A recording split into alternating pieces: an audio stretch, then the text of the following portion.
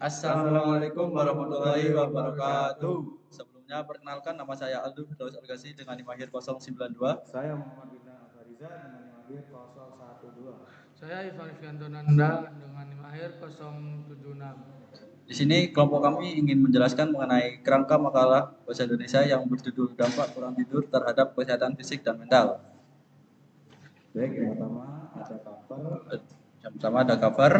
Yang isinya yang pertama itu ada judul, ada logo, kemudian ada nama pembuat makalah.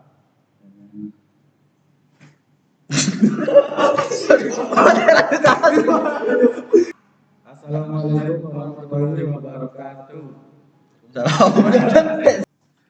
Assalamualaikum warahmatullahi wabarakatuh. Sebelumnya perkenalkan nama saya Aldo Firdaus Algasi dengan NIM akhir 092. Saya Muhammad Bintang Alfariza dengan NIM akhir 012. Saya Ivan Fianto Nanda dengan NIM akhir 076. Di sini kelompok kami ingin menjelaskan mengenai kerangka makalah bahasa Indonesia yang berjudul Dampak Kurang Tidur Terhadap Kesehatan Fisik dan Mental.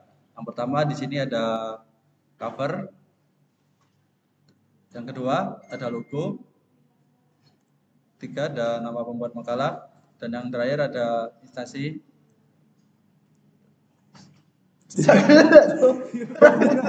Dan yang pertama ada ini. Jadi yang pertama itu ada cover yang isinya ini aja. Assalamualaikum warahmatullahi wabarakatuh. Sebelumnya perkenalkan nama saya Aldo Firdaus Algasi dengan NIM akhir 092. Saya Muhammad Bintang Alfariza dengan NIM akhir 012. Saya Ivan Fianto Nanda dengan NIM akhir 076. Di sini kelompok kami ingin menjelaskan mengenai kerangka makalah bahasa Indonesia yang berjudul Dampak Kurang Tidur Terhadap Kesehatan Fisik dan Mental. Yang pertama, di sini ada cover yang berisi judul makalah, logo, nama pembuat makalah, dan instansi. Yang selanjutnya ada kata pengantar. Kata pengantar ini biasanya meliputi ucapan puji syukur kepada Tuhan Yang Maha Esa, ucapan terima kasih kepada pihak-pihak yang membantu, harapan dan kesadaran bahwa makalah belum sempurna.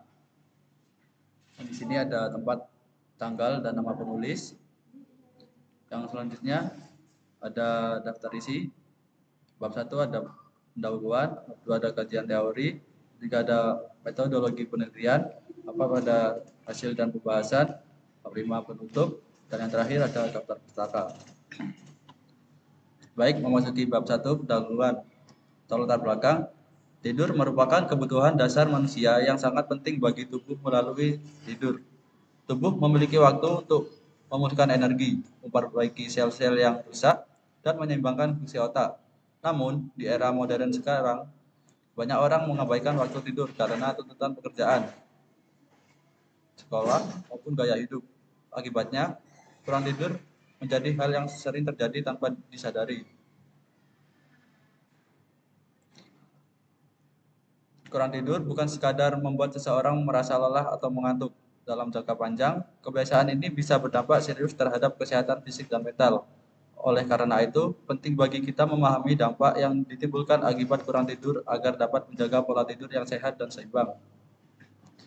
Untuk rumusan masalahnya, yang pertama ada bagaimana pengaruh kurang tidur terhadap kesehatan mental. Dan yang kedua, bagaimana cara mencegah dan mengatasi kurang tidur.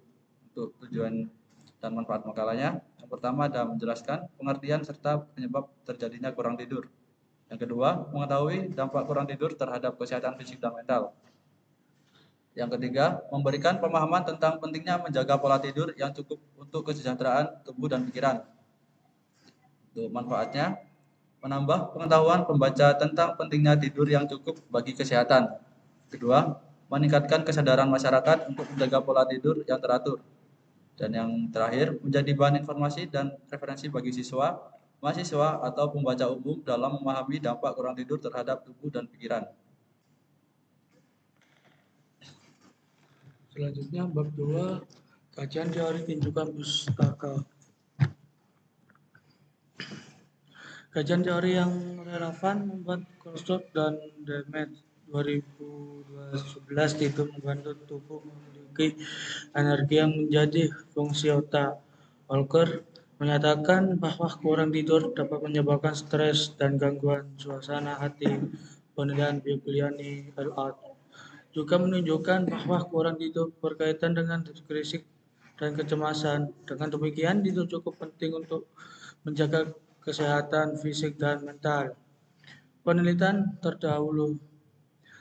Tinjauan atas hasil-hasil penelitian yang sudah ada sebelumnya yang relevan dengan topik penelitian Anda. Tujuannya adalah untuk menjadi anjuran landasan, teori, dan pembandingan agar penelitian Anda menjadi lebih kuat, memperkaya kajian teori, serta menghindari pengulangan dan psikologi. Kerangkaian konsep hipotesis menjelaskan hubungan teoritis antara kerangka konsep dan memberikan dugaan sementara atau jawaban prediktif tentang hubungan tersebut. Kerangka konsep mengurangi secara sistematis konsep-konsep utama dan hubungannya, sedangkan hipotesis adalah pernyataan fisik yang akan diuji melalui penelitian. Selanjutnya bab 3 oleh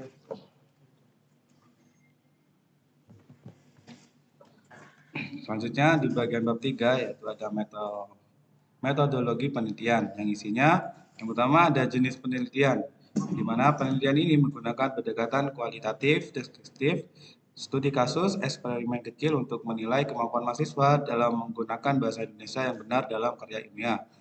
Yang selanjutnya ada lokasi dan waktu, yang dimana berisi tempat dan waktu pelaksanaan penelitian, misalnya di salah satu fakultas, universitas dalam kurun waktu tertentu. Yang selanjutnya ada instrumen penelitian, yang dimana berisi alat yang digunakan untuk mengumpulkan data seperti kuesioner, observasi, bahasa di media sosial, dan tes kemampuan berbahasa baku. Kemudian ada pengumpulan data, yang dimana data diperoleh melalui observasi, wawancara, dan dokumentasi untuk mendapatkan informasi yang akurat dan mendalam.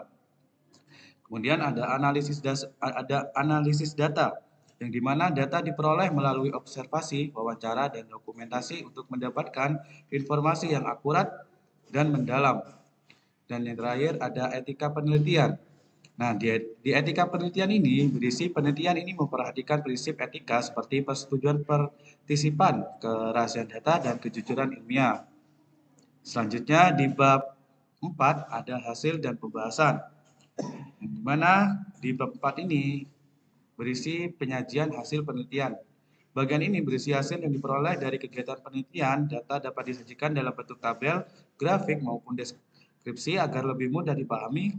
Tabel digunakan untuk menampilkan data secara struktur dan mudah dibandingkan. Grafik digunakan untuk memperjelas pertandingan atau tren data. Sedangkan deskripsi berfungsi untuk menjelaskan makna dari data yang ditampilkan. Pada bagian ini ditampilkan hasil pengumpulan data, pengelolaan, serta analisis yang menggambarkan kondisi sebenarnya di lapangan. Penyajian hasil harus sesuai dengan tujuan dan rumusan masalah penelitian. Dan yang selanjutnya ada pembahasan, yang dimana bagian ini berisi interpretasi hasil kaitan dengan teori dan penelitian sebelumnya. Baik, di bab 5 ada kesimpulan, di mana kurang tidur merupakan masalah yang sering dianggap sepele, padahal memiliki dampak besar terhadap kesehatan fisik dan mental. Kegiatan tubuh kurang tidur, sistem imun menurun, metabolisme terganggu, dan risiko penyakit seperti hipertensi, obesitas, serta jantung meningkat. Dari sisi mental, kurangnya tidur membuat seseorang mudah marah, sulit berkonsentrasi, dan rentan mengalami stres maupun depresi. Kondisi ini juga dapat menurunkan produktivitas dan kualitas hidup secara keseluruhan. Oleh karena itu, penting bagi setiap individu untuk menjaga pola tidur yang teratur, mengatur waktu istirahat dengan baik, dan menerapkan gaya hidup sehat agar tubuh dan pikiran tetap seimbang. Kemudian ada saran yang dimana berisi rekomendasi yang didasarkan pada hasil penelitian, baik berupa masukan bagi pihak terkait maupun arahan untuk penelitian selanjutnya. Dan yang terakhir ada daftar pusaka, yang dimana berisi sumber jurnal dan buku yang digunakan sebagai referensi dalam penelitian.